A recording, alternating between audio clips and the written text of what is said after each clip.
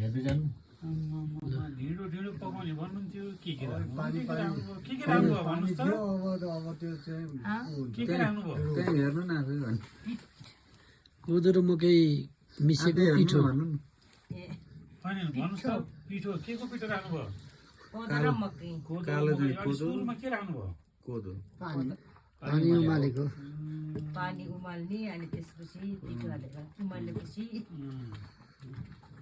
पिठो हालेर यसरी पकाउने है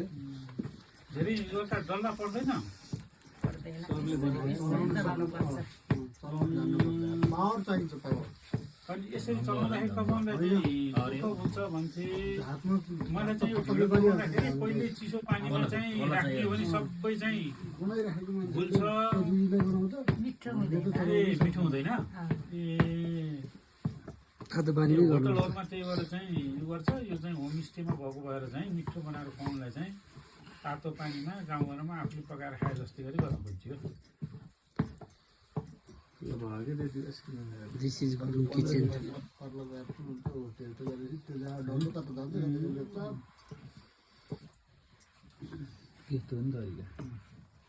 एक मुठी भात एक मुठी खाने हो आधा आधा ढिँडोमा त दाइले भात मन पर्छ नि भात खाँदैन नि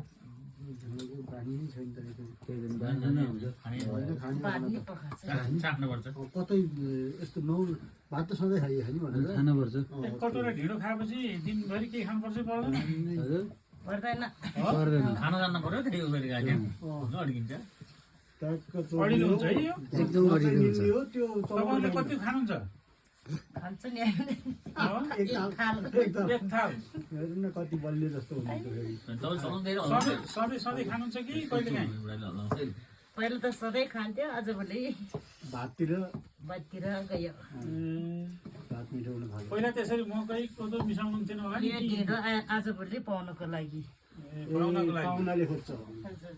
पाहुनालाई खुलाउने आफू भाइ खाने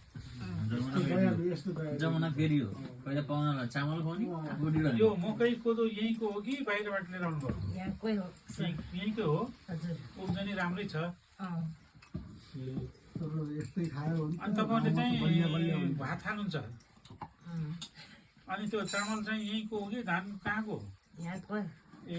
ज्येष्ठ तपाईँलाई यहाँ धान